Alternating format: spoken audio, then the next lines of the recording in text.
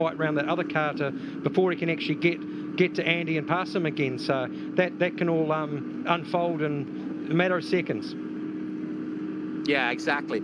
There's a bit of space there in the midfield where there's a couple of cars missing, and so there's some definite room there as the way they start to go. And now we start to see the handicap race with the New Zealand flag waving to wave them off, each group of 3 cars. And I love that 167. It's a great looking car. Beautiful car. Obviously he's got a really good start, old Steve Neuer. Yeah. So Neuer will try to be the hare and stay home. Go ahead, Ian. Yeah, that car there, like, because it's a replica of a Shelby and that, he can run fiberglass panels and that sort of thing, whereas the other Group 2 cars, they have to run the full steel body, guards, bonnet, door panels, all that sort of thing. But Steve's got a little bit of advantage because he can run the fiberglass panels because that's what the Shelby's come out with. Well, that's going to make it a lot lighter, as you say, as Andy Knight and Fogg go side by side out of Toyota and they get on their way. Meanwhile, the front of the field is coming through Higgins for the first time. Central Muscle Cars are away, and I love this race because we really get some action and some passing. And it's a case of trying to stay ahead and stay out of trouble. And that's what Steve Neuer is doing at the moment. Gary McKelvey as well. And Andrew Sinclair up there. Across the line they come. You notice the groups that are all together sort of thing, they have their own little battles within their own little groups, and then eventually when it all, the last couple of laps, they all bunch up, and the faster guys at the back have got to fight their way through the field to get to the pointy end of the, and hopefully pick up a win. But it gives the other guys in Group 2 and Group 1B a chance to get a win for themselves if they can hold the others off. So things starting to change quickly here in this race as positions changing, as the field starts to spread out, but also get closer as the faster men at the back start to come through. So we've already seen some good action and keeping a watchful eye. Greg Runnings just had a spin off in the middle of the track there. Oh, and he has. Heavy spin. And he looks as if parked it. I wonder if that's going to bring out a potential safety car. I don't think so, but we'll see. It depends. That's up to the officials to decide that. But with a safety car in these races, it's sort of, he's got running again now, so Greg Running's got running. Yeah, it's whoa. Yeah, if the safety car comes out and they all bunch up, it actually makes it an unfair advantage for the slower guys at the pointy end of the track. So they wouldn't want to do that, absolutely. So Steve Neuer it is who leads. Paul Bowden now at second place. Andrew Sinclair third. McKelvey's dropped to fourth place. Shane Johnson is now fifth. Bruce Kett on the move. He's up to sixth place. And we start to look down the field. Matt Spratt leading this group in the 26.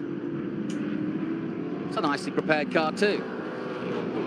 Yeah, Matt Spratt's car is relatively new to this this circuit. He actually picked it up of a guy from down the South Island, Sean Fowler, who actually passed away sort of last year or the beginning of the year. And yeah, he's bought the car and he doesn't want to damage it at all. And that's the thing with the Holdens and the Falcons and those sort of things, to find panels for them, it's hard. Whereas the Mustangs and the Camaros, you can sort of buy the parts, replacement parts off the shelf because they're reproducing them now.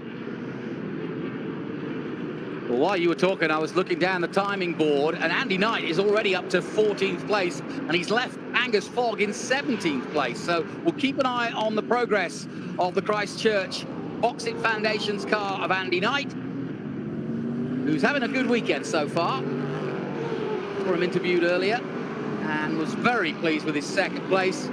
Just made that one mistake, or was pushed wide at turn one while fighting with Foggy, and he lost a lot of ground.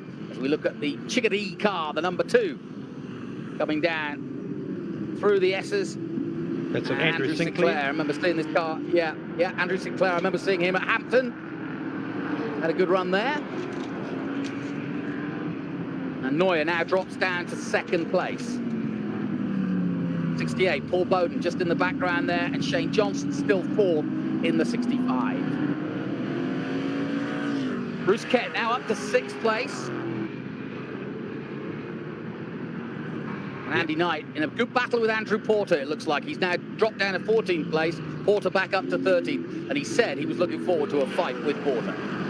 Yeah, Andrew Sinclair's actually leading the championship at the moment, so he'll be looking to pick up some real valuable points here and hopefully get a win in this race.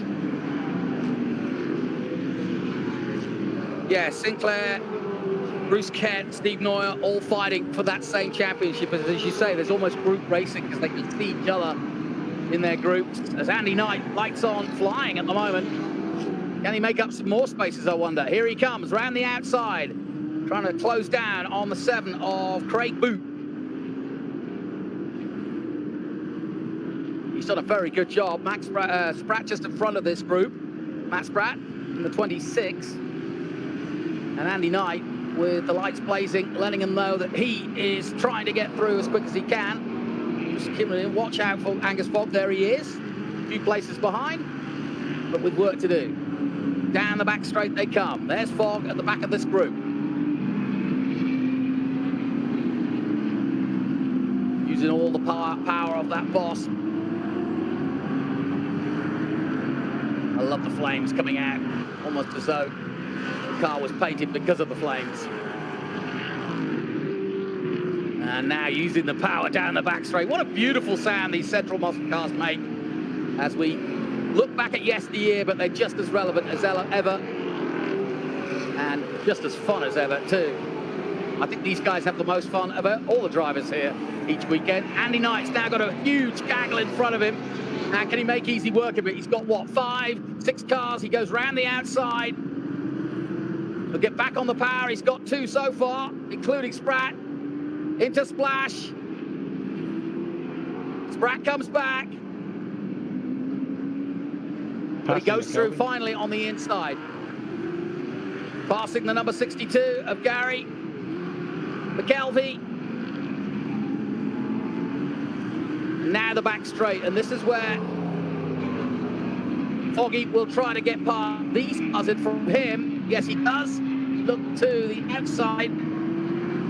Well, he only gets 1 coming into Higgins, but he'll have another run. He gets good drive out of here. And that looked pretty neat to me, and tidy, and away goes Foggy. But Andy Knight is up the road, and he's got 2 more in his sights, and he's taking both of them. Nicely done.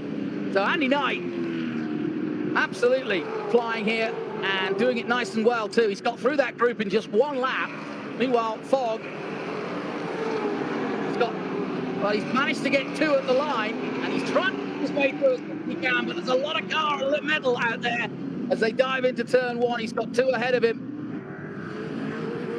Now, how and when can he clear them, I wonder, Ian? Yeah, well, you know, hopefully he can, but yeah, the car of Sinclair's is a pretty quick car. The Chickadee car at the front of the pack.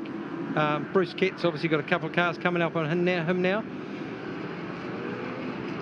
So that was the car we saw earlier. Yeah. Just parked it up, right? Yeah. Yeah. Obviously some issue with it and that sort of thing. Got a couple of laps now.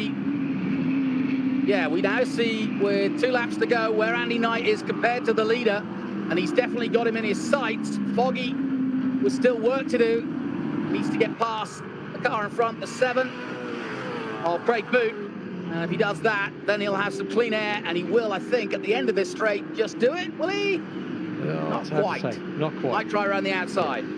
Yeah, exactly. He should get him here as they cross the line, though. He's got the good power. He puts it down heavily. Here comes your leader, though. And it's pretty tight at the front. And Andy Knight is now on the back of this group of 4. Oh, in a moment there, it could be a group of 3. As wayward goes Shane Johnson in the 65.